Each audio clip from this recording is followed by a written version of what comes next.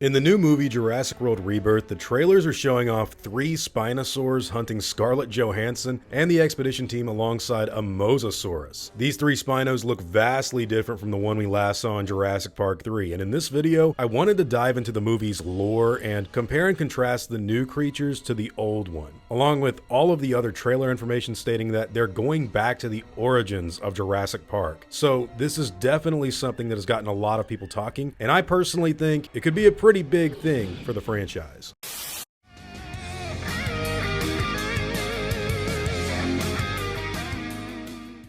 And there are those in the company who wanted to exploit Site B in order to bail us out.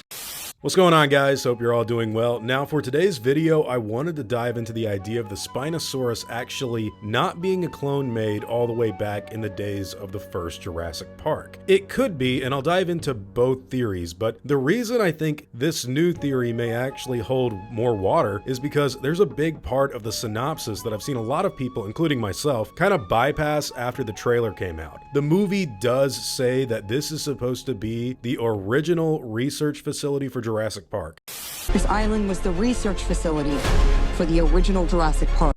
But the Vanity Fair article and everything else have told us that the dinosaurs that were spread out all over the world during the events of the last film have started to migrate towards the equator, which means that some of the dinosaurs that we've been seeing for this new movie may not have been stuck on that island for the last 30 years, and instead, they may have just been taking up residence here after most of the other dinosaurs started to move down south for a more tropical climate. Now, the Spinosaurus in the Jurassic Park franchise has always been a pretty mysterious creature, because it wasn't present in the Lost World, but somehow began to terrorize its own little section of the island in Jurassic Park 3 to such a dominant extent that even a T-Rex died when it went up against it. In the deeper lore, which I've done loads of videos on, this particular individual was cloned in 1999, 2 years after the events of the Lost World Jurassic Park, which helps explain why it wasn't in that movie, but it still looks significantly different to what we see in Jurassic World Rebirth, which is being set on a brand new island that we've never seen before. So are these 3 Spinos animals that have been kept hidden away like some sort of InGen cryptids for the last 30 years? Or is there something else going on here?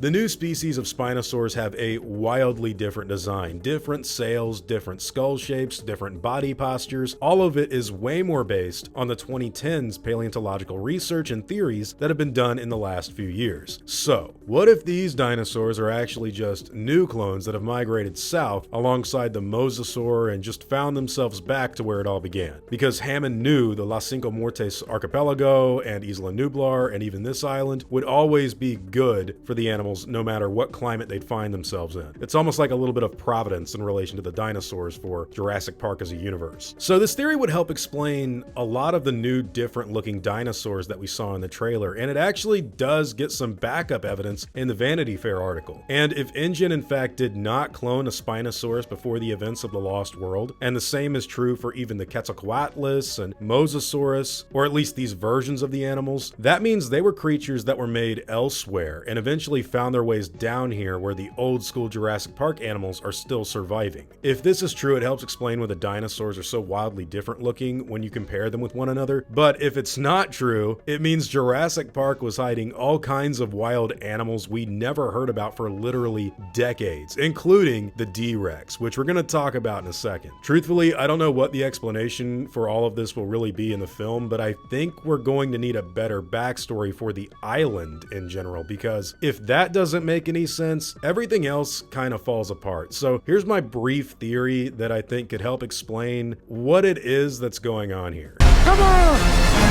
Duncan! So a very long time ago, back in the past, InGen started cloning animals on this island. Whether it be the 1980s or 1990s, I don't know, but eventually the D-Rex got out. It's not anything serious, it's probably just a messed up tyrannosaur that got depreciated in the cloning process or deformed some way while they were trying to mess with the genome. But after it breaks out, it kills the entire staff of the facility, and John Hammond evacuates the island with what survivors they had left, if there were any, you know what I mean? And after this, Hammond would move everything over to Site B. They don't need to do research anymore. They've already been using Isla Sorna as the factory floor for Jurassic Park, where they've already shipped over some animals to the Isla Nublar resort, with the ultimate goal being to ship more animals from Site B all over to places like Jurassic Park Europe and other locations that we see in the background of the lunch scene in the first Jurassic Park movie. After the first park failed, Peter Ludlow, Hammond's nephew, decided to go to Site B and harvest the dinosaurs from the factory floor to put them in Jurassic Park San Diego. Before he ever dreamt of an island, he began construction on an amphitheater. Of course, that didn't go very well. So now with Jurassic World Rebirth, David Koepp has decided to create this new island as a means to sort of help move on past Dominion, while also going back to basics with the Jurassic Park brand. The D-Rex being the catalyst for this new island, kind of like how Hurricane Clarissa was for Site B in The Lost World. Basically, that's what I think they're doing here with the new movie. I could be wrong, but it really looks like that's where they're going with things, or at least what I think they're going to do based off of the trailers and article material. These Spinosaurs are either cloned from before the events of the Lost World by InGen, or more likely animals cloned after Fallen Kingdom by anyone else, and they just decided to migrate to the island that was abandoned after the D-Rex broke out in the early 90s or late 80s or whenever it was. The one from Jurassic Park 3 currently being used in the Camp Cretaceous material instead of the live action movies, so who knows where it's at. Maybe it will show up again one day in the future, but I think this theory makes a little more sense if they decide to take this direction for the finished product of the movie. With that being said, guys, the animal from Jurassic Park 3 is a truly unique specimen, while these new creatures are way more based on the 2010s paleontological material, so I do think it would be a cool idea to have the Spinosaurus from Jurassic Park 3 be shown in a scene alongside one of these other clones, kind of just to show how crazy the genetic technology has gotten in the last 20 years with cloning new animals and leaving other ones behind and all that kind of stuff. Truthfully, when it comes to this new island, I do think it is a bit of a stretch to just keep doing new islands places, but I have been thinking about the new trailer that came out for the Super Bowl. I gotta say, I think it can work. I think that if they play their cards right, this could actually bring Jurassic Park back to basics and be a really fun movie, but they have to make sure everything lines up well. Otherwise, well, it's just gonna seem messy and crazy no matter what. So whatever your own thoughts and opinions happen to be, I'd love to hear all about them in the comments down below.